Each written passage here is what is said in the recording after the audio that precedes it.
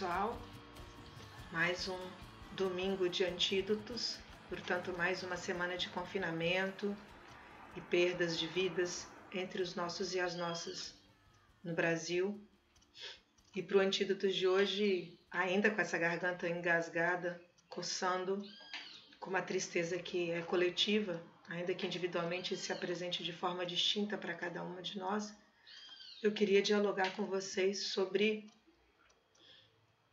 a ética e a moral, em especial no nosso cotidiano de educadores e educadoras. E eu separei 4 pontos para isso. Tem um livro que é fundamental para a gente estudar esse tema, dos anos 60, do Adolfo Sanches Vasquez, que se chama Ética. Nesse livro, ele vai fazer um exercício muito profundo de explicar como, primeiro, o que é, a ética enquanto teoria, ciência que explica o comportamento social, portanto, o comportamento moral, definido para cada sociedade desde uma lógica, uma forma de ser estipulada desde de um construto concreto, e a moral a partir dessa forma cotidiana, como se criam as normas e se balizam os comportamentos individuais para que eles se aproximem a essas normas estipuladas. Ele vai reforçar, que a ética vem do ethos, do grego ethos, modo de ser, e a moral vem do mores, do latim, que tem a ver com costumes. Então, a moral é esse conjunto de normatizações efetuados desde um grupo para toda a sociedade numa lógica absoluta, que explicita como em cada época histórica os sujeitos se relacionam entre si com os demais seres e com o mundo, e que princípios reflexivos a gente deve estabelecer para pensar sobre esse comportamento social. Portanto, a ética, mais do que uma conduta individual sobre como a gente se comporta na vida, dadas as normatizações do campo da moral, ela é uma filosofia, uma reflexão cotidiana sobre o agir do ser na sua relação com o mundo. Então, a ética não é só um comportamento individual, como o senso comum incita a entender, mas ela é um campo de reflexão científica sobre como e por que os seres atuam assim, além de por que se definiu esse determinado sentido de ética ou de norma para ser cumprido como ética. Então, a gente precisaria, no caso do Brasil, em especial com o acirramento do que virá depois da pandemia, refletir profundamente sobre o que é a ética e o que é a moral, ou que comportamentos morais foram sendo consolidados ao longo do tempo que definiram um sentido ético no mínimo problemático, para não dizer no máximo violento, fascista e torturador, como é o caso da continuidade do escravismo, a continuidade do latifúndio, a continuidade do patriarcado. E não é só por se ser ou não feminista ou se ser antirracista que se tem que reivindicar esse debate, mas é porque cada vez mais pulsam contradições. E a gente precisa demarcar que essas contradições se inserem no contexto dos moralismos, das moralidades e de princípios ético-morais definidos por um grupo pequeno que se estabelece como a sociedade como um todo. Por exemplo, se estabelece chamar os sujeitos que têm condições econômicas mais pobres de minorias. No entanto, as minorias são os sujeitos economicamente mais ricos. Eles são as minorias, mas eles são a maioria do poder. Isso define já um movimento dialético, a contradição. Se a minoria é a maioria, por que a maioria é definida como minoria? Isso é uma reflexão do campo da ética, enquanto uma ciência que tem entroncamento no direito, na psicologia, na filosofia, nas ciências humanas como um todo. Então, eu acho que esse é um primeiro exercício importante para nós, educadores e educadoras que atuamos no Brasil, sem entender que fazemos parte, inclusive, da América Latina. Que ética e que moral conduziram o meu comportamento como educador no mundo, como educadora no mundo, mediadas por uma infinita processualidade contraditória. O segundo ponto tem a ver com a ética e a moral mediada por relações de poder. Isso é importante porque, no caso do Brasil, a gente precisaria se perguntar, em pleno século XXI, que normas foram sendo maquiadas, mascaradas, para apresentar-se como novas, mantendo velhos processos. Então, por exemplo, 1850 consolidou-se a Lei de Terras, ou a Lei Eusébio de Queiroz também. Essas leis apareciam como leis que fortaleciam uma ideia de liberdade, no caso da Lei de Terras comercial, compra e venda de terras, portanto, a institucionalização de quem tem o poder e o papel da posse da terra, né? E estabeleceu-se também um suposto processo de alforria para um determinado grupo da população negra até então escravizada. Muito bem, em 1888 se conforma a norma da abolição. A pergunta que a ética faz para esse maquiamento na forma da norma é: aboliu de fato ou escravizou-se desde outro lugar? Quando ao longo de mais de 400 anos, mais de 500 anos, eu conformo uma conduta social definida pela cor da pele, que define na gradação do mais branco ao mais negro quais são os mais poderosos ou os menos poderosos, eu vou definindo também um comportamento, uma normatização da ética que vai fazendo com que aqueles sujeitos que estão mais para o negro sintam-se inferiorizados, dado que o poder emana daqueles que são brancos, né? Isso vai consolidando uma hierarquização na lógica do poder que exige que a gente se pergunte: a abolição da escravidão aboliu o racismo? A não abolição do racismo mantém os grilhões da escravidão?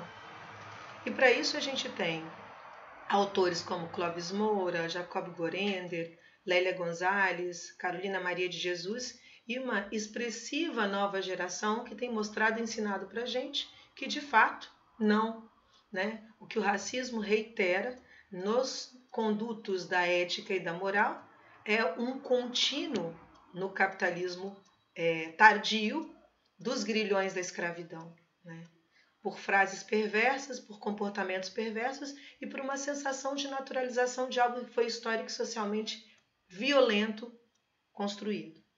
Então a gente precisa, no plano da reflexão da ética como campo reflexivo do ato moral, discutir se na lógica patriarcal, escravista, latifundista, a gente não precisaria demarcar realmente o que se manteve ao longo do mascaramento de uma suposta melhora que não destruiu a condição estrutural de desigualdade da qual emanou essa ética e essa moral que vão conformar a nossa educação moral e cívica. A colonialidade do saber, a colonialidade do poder, como insistem os autores latino-americanos, que tem razão de ser, né? Porque estruturadas por uma lógica de dependência que define na superexploração aqueles que continuarão fora, sendo maioria taxados como minorias. São minorias do poder, mas sem essas minorias não tem as maiorias poderosamente controlando o todo. O ponto número 3 diz respeito à escola nisso tudo. A escola como o dever ser da obrigação da norma, da educação moral e cívica, ou a escola como o poder ser da reflexão ética, da reflexão sobre por que essa moral da moral, ou por que a moral é um campo de disputa, dado que a ética é um campo reflexivo científico sobre que mundos coexistem no mundo cuja lógica de poder é essa. A escola do dever ser é o espaço de normatização consensual dessa lógica de poder. Portanto, é muito comum a gente ouvir que é fácil a adesão às escolas cívico-militares propostas, porque é uma sensação, dado por quem rege a norma e quem a reproduz, de que há uma indisciplina, há uma criminalidade violenta, sem uma discussão profunda nas próprias escolas, em todos os seus graus, sobre o que é a violência, se é a escravidão ou se é a fuga de processos de escravidão. Define como crime aquele que define a norma, e define a norma aquele que tem o poder do seu tempo histórico. E no nosso tempo histórico tem poder quem tem dinheiro. Portanto, a norma é a norma do capital. A escola é a escola da norma do capital, no dever ser. Mas no poder ser, a escola é o espaço de reflexão para além das normas do capital. É o espaço criativo de perguntar, fazer pular a pergunta. Nós, como educadoras e educadores, fomos educados para fazer pular a pergunta? Acho que essa é uma pergunta importante. Ou a escola é um espaço de cerceamento das nossas questões como educadoras, que abrem perguntas aos educandos porque se fazem perguntas enquanto educadores. Esse tema é importante porque a escola é um espaço de disputa. E, para mim, a escola é um espaço de disputa produtora de belezas. E a beleza se coloque como um movimento antiético dessa suposta ética hegemônica, ou anti-moral, moralismo, moralidades, frente a essa moralidade construída que coloca para fora como criminosos todos e todas que pretendem pensar sobre o vivido e superar os grilhões que nos trazem amarrados há tanto tempo. E por último, eu queria terminar com dois grandes nomes que ajudaram a gente a pensar os valores, que são o Che e a Kollontai. O Che reivindicava a centralidade do humanismo, né? Da recuperação dos valores da dignidade, da justiça, da fraternidade, da liberdade e, essencialmente, da igualdade. E a Kollontai dizia que para reivindicar tudo isso era necessário colocar no centro do debate a mulher, né? Porque sobre a mulher se condicionavam, segundo ela, vários tipos de amarras. Ela diz assim: o capitalismo carregou sobre os ombros da mulher trabalhadora uma carga que a esmaga, converteu em operária sem aliviá-la de seus cuidados de dona de casa e de mãe. Sobre essa mulher, os gritos e as lágrimas pesam, e é ela que precisa ser, de fato, libertada nos novos valores e nas novas morais. Então a gente tem muito a construir. Que a gente, após a pandemia, consiga ressituar o debate da ética no plano da reflexão a partir da construção de outros processos morais que não sejam esses ancorados, esses grilhões históricos latino-americanos e brasileiros, o escravismo, o colonialismo, o patriarcado e o latifúndio. Que a escola nos permita ser outros educadores e educandos mediados pelo mundo. Boa reflexão e até o próximo Antídotos.